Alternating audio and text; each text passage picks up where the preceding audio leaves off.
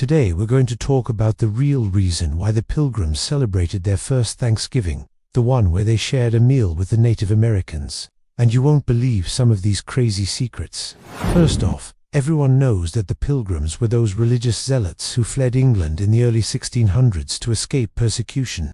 They wanted to set up their own colony in North America, based on their own laws and customs. So they did. They landed at Plymouth Rock and made their way to a place called Patuxet, where they started their settlement in the winter of 1620. But things were not looking good for them. Half of them died from diseases and starvation. It was the worst winter ever, and when spring came, they found out that all the food they planted had been eaten by animals, probably deer and turkeys. So they were like, oh my God, we're gonna die. And then the Native Americans came and saved them. Now let me tell you a little bit about the Native Americans in this area. This is the part where you might learn something new. The Patuxet people lived there for thousands of years before the Europeans arrived. They were hunters and gatherers who lived in small groups, led by chiefs. But in 1618, a group of fishermen from England killed most of them with guns and disease. The ones who survived fled to other places. That's why when the Pilgrims arrived, they found an abandoned village. But there was one guy named Massasoit, the leader of a nearby tribe, and he came to check it out. He saw that the Pilgrims were struggling, and he didn't want them to die because he needed allies against the other tribes who wanted to attack him. So he made a treaty with them and helped them survive. That's how the Pilgrims learned how to grow corn and catch fish and stuff. And they were so grateful that they invited Massasoit and 90 of his men to a big feast in October 1621. This is the first Thanksgiving, but it wasn't called that. It was just a 3-day harvest celebration. They ate wild fowl, venison, fish, corn, bread, and other foods. They also played games, traded items, and exchanged gifts. And that's all great and interesting. But what does it have to do with religion? They believed that God had brought them through many hardships, and they wanted to thank Him for their survival. So they decided to hold a special prayer meeting on the last day of their feast. This is where things get a little weird. You see, Edward Winslow, one of the Pilgrims, wrote this, quote, "Our thanks with songs, prayers, and the praises of God did end our solemn exercises for the day." But he also said that the Indians did attend the church meeting and heard the sermon. Now, you might think, wow, that's cool. They were so open-minded and tolerant. But let me tell you, this is where things get a little dark. See, the Pilgrims were not really into sharing their religion with others. In fact, they tried to convert everyone to their religion, even the Native Americans.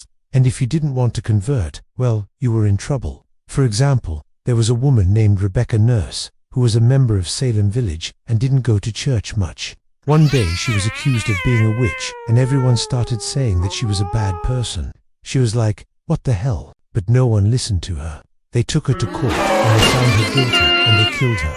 So yeah, they were not exactly the best role models for tolerance and acceptance. So now let's go back to the Thanksgiving story.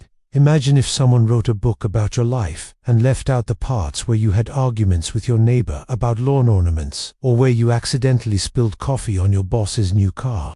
Well, that's kind of what happened here. You see, the Thanksgiving story was written by a guy named William Bradford, who was the leader of the Pilgrims. He wrote it down in a book called Of Plymouth Plantation, which is basically like a diary of the colony. But he didn't write down everything that happened. He only wrote down the good stuff, and he left out the bad stuff. For example, he didn't mention anything about the Native Americans attending the Thanksgiving service. He also didn't mention anything about the Pilgrims helping the Native Americans. He made it sound like the Pilgrims did everything themselves. And he also made it sound like the Native Americans were like these savage barbarians who were always trying to kill them. And he wanted to make sure that everyone knew that God was on their side and helping them win over the wilderness. But there's another secret about the Thanksgiving story that you might not know. You see, the story of the Pilgrims sharing a meal with the native people were feeling super patriotic and nationalistic, and they wanted to celebrate American culture and history. So they started making up all kinds of stories about the Pilgrims, and the Thanksgiving story was one of them. They made it sound like this epic tale of cooperation and gratitude between two different cultures. But really, it was just a bunch of white dudes being thankful for surviving and not dying. And they tried to push this story on everyone else too, especially the Native Americans. Can you imagine if someone came up to you and said, "Hey, let us celebrate the time when your ancestors helped mine"? and I told you to shut up because it est my story now. Yeah, that's what happened here. The Pilgrims and their descendants claimed the Thanksgiving story as their own, and they ignored the Native Americans' contributions. And the worst part is that they used this story to justify their actions. For example, they said that since God gave them the land, they had the right to take it from the Native Americans. They also said that they were superior to the Native Americans because they had Christianity and technology and guns, and they used this story to brainwash the next generations of Americans to think that they were better than everyone else. Okay, so now you know that the Thanksgiving story is a total lie. There's nothing wrong with eating turkey and pumpkin pie and watching football. But maybe we should also remember that there are real people behind this story, the Pilgrims and the Native Americans. The Pilgrims were not these perfect saints who just wanted to worship God in peace. They were ordinary people who made mistakes and sometimes did bad things. And the Native Americans were not these mysterious savages who disappeared after the Thanksgiving. They are real people with real cultures and real histories. We can't just erase them or ignore them or use their story to feel better about ourselves. If you want to learn more about the real Thanksgiving story, you should check out some resources online. And if you want to support my channel, you can subscribe and hit the notification bell. And if you want to give me feedback, you can comment below. And if you liked this video, you can give it a thumbs up. Thank you for watching, and I'll see you next time.